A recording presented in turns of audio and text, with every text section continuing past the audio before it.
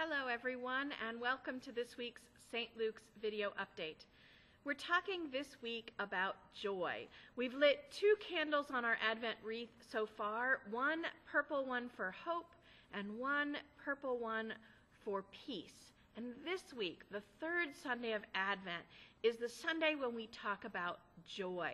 And it's a little early to be in the full celebration of Christmas. We're still dealing with the promise of Advent, the promise that God will deliver us and bring us to a place of joy again.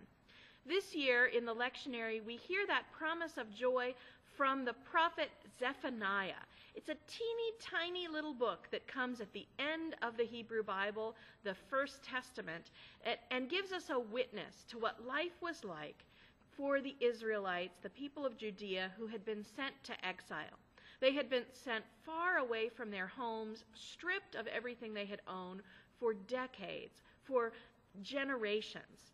And God promises in Zephaniah that they will get to go home again to their land that they came from, and that they will be restored to wholeness.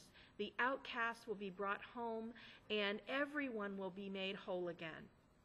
Well, as I think about it, I think that the kind of joy that is talked about in the scripture is a particular kind of joy. It's the joy that's connected to being at home, to knowing that you are in a place where you belong, to feeling like you are loved and secure and safe. That's a kind of joy that most of us spend our whole lives looking for. Even if we grew up in the same hometown, there's always a sense that things aren't quite right, and we're always wanting more safety and more security and more connections.